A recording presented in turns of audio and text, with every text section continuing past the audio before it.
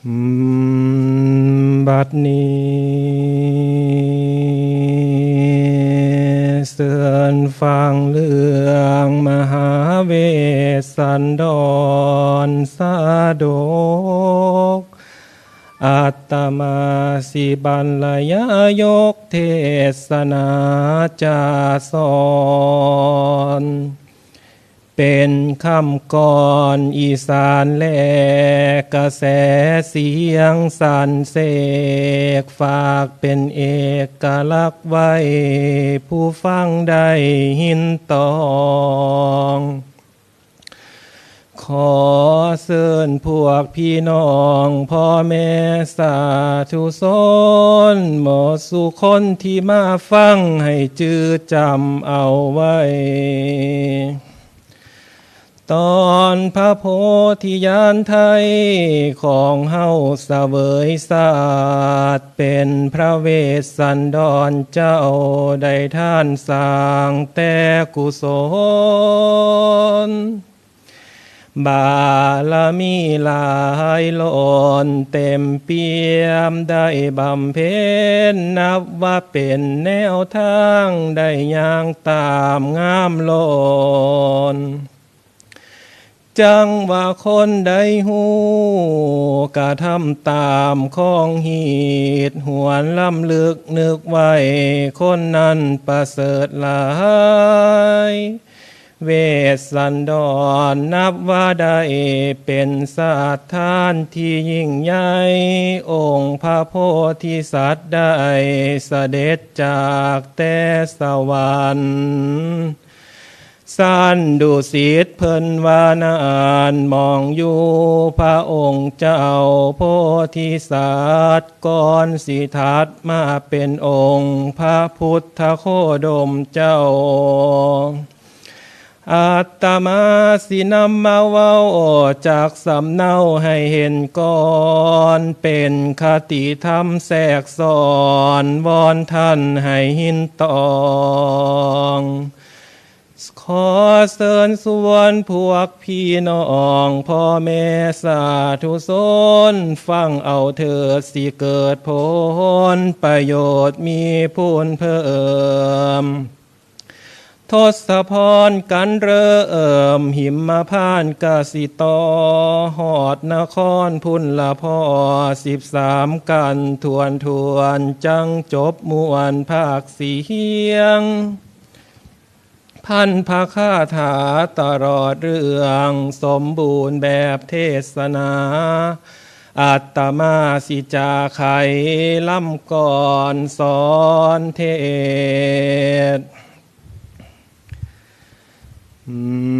บัดนี้อนุสรณ์สืบเรื่องสาดกเทศนิทานไขมหาโพนสมภัยละดาดงกวงหลังจากหลวงผ่านใดเท่าพามไป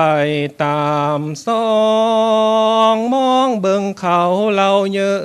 นเดินดานดุงเดียวลาดเลงเลี้ยวถึงเขตพระฤาษีพระมุนีทรงสินสื่ออาจุตาทานลาติการสีมาเยี่ยมสุริโยคอยคำพอดีมืดมวนสีเศร้าหอนเจ้าพรกายลวงเข้าไปเขตข่ายวายทานพระฤาษีอันสุริย่อยกอภิวันธนานอมจอมมุนีก็เลยว่าออกจากสำเนาสีดาจะเอาสีมาบวกพี่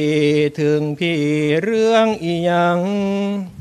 พระเวทมาอยู่ยังกลางป่าไพนาหนีเมืองมาพอทำทานสู่ปาการท่านศีล มาถือศีลอยู่ในดาวดอมมาซีและลูกอ่อนยังผ่าพรนุ่งขาคิงเท่านั้นแนวสิให้กะบ่มียังนำมาหอดพี่สิปีปนบ่มีขอนสร้างบ่มีเมืองพอบ่อยากอายดินฟ้าหรือสิมาขอลาสองกุมารลูกทานเจ้ากะสร้างหน้าด่านสิปวนทานอยู่บ่ไหวพามได้ยินเพิ่นหายตกป่าไม้เสียสีซ้ำถึกตีปลายข้างกะเอาอัศจรรย์ห้องปาทิโทฤาษีนี้สร้างหูดีสอดส่องจากแม่นถ้วยถึกตองถึงมองบอนประสงค์สร้างหูจากสอส่องหาติงมันแก้วบ่แม่นแนวละนอกกูสิโพคืนได้ยืนเซอเอาละเด้อข้าวนี้ปัญญามีใส่อีกเทียหนีจากเสียมาพ่อแค่สิดีแท้กะสร้างมันมาจนตอกว่านั้นบ่ได้วันสิเอาคิงคิดแล้วลิงเห็นทางหวังสิหาก่อนแก่แล้วจังแลแนมนาอาจุตาจ้องตอบยืดตัวตรงตวาดเว้าพระคุณเจ้าสีก้าวจาฟังความข่อยสาก่อนหน้าอย่าเฝ้าว่าจะไขเป็นพระสงฆ์สีไพ่ให้ก้าวจาระวังไว้คอยเดินทางข้าวนี้บันสามีให้เข้าป่าสีเซินพระเวทเจ้าให้ขึ้นเข้าสู่นครบ่แม่นคอยนี้อ่างผู้ห้างป่ากะคนเดียวนี่แล้วอาสาเที่ยวทางหกจังผ่านดงมาพี่สาวสีพี่ทางค่ายมีหลายแต่หากไกลหลายกะหลายแต่ไม่ลำสีใสกะบ่มีได้บักเท่าผู้นี้ละกาเดียวเดินเดียวเลี้ยวเบิ่งคนให้มันคักยาสิเดาแปลงเว้า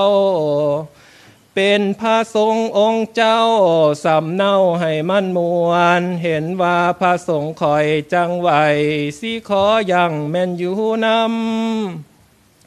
หรือลือสีนางหน้างามบ่ถึกศอกพามกับตามตำนานก็ยอมรับบอกว่าเทวดาสวย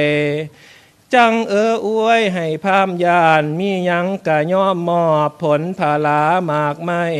กะย่อให้แม่นสู่กินนั่นละนาสาธโยโนราตรีการผ่านสีฟ้าสว่างเวหาพามสีไก่จังขอลาหางผาลือสีเทาองค์มูนีเพิ่นจะเว้า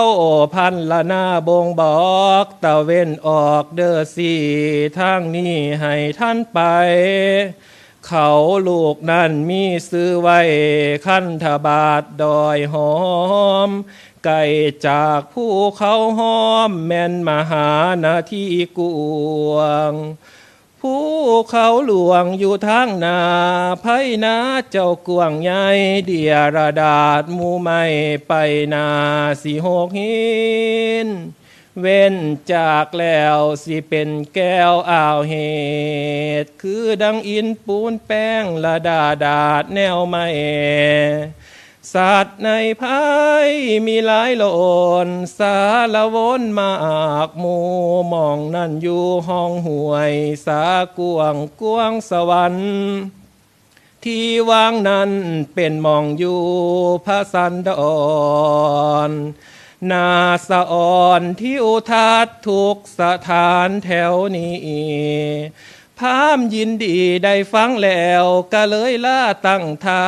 ก้มกราบลาเพนภายแล้วเซ่สายย่างเดินลงจากเนินถึงห่วยอันข้าวสวยพาลาดมืนลึกสลึกลมส้มสู่ได้ก้มโกยจนว่าได้ห้องโอยโอดโอยนอเจ็บแอวเป็นมาล้มส้มแซวกะสะสายทงปีนเก็บเอาเองหญ้าหวานอันผู้พันบังป่าแดกแอบเบิ่งอาทิตย์กาตะเว้นขึ้นละว่างสวย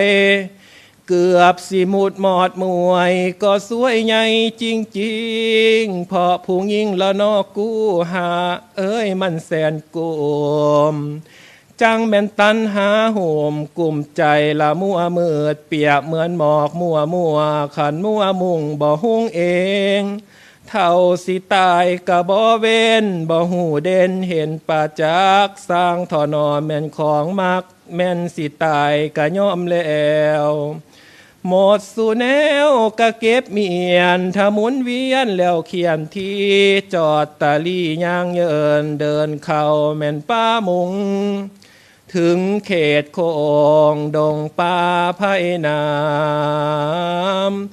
มีนานกก็ว่าก่อกันเป็นสั้นเท่าวันเกี่ยว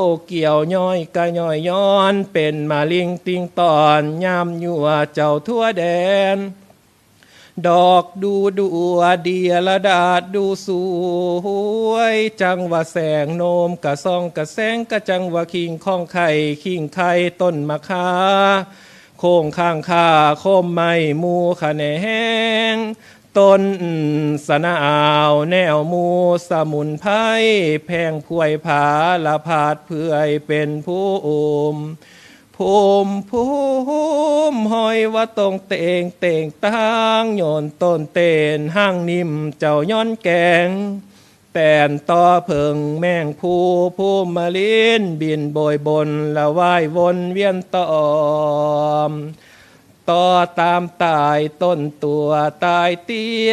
แต้มต่อยตองตีนไตกะต้อยต่อขมาตีนพัดโลบโกบหังแตนมือกว่าตบต่อตาอันเต็มตั้งแต้มตำตองตาภาพเมนตาต้อยตาปูดเป่าละติงต่อท่อมักตูมมือหนึ่งงมตาตูมอันเตต้อมือหนึ่งงอมาคำเบิ้งตาอันแตนตอง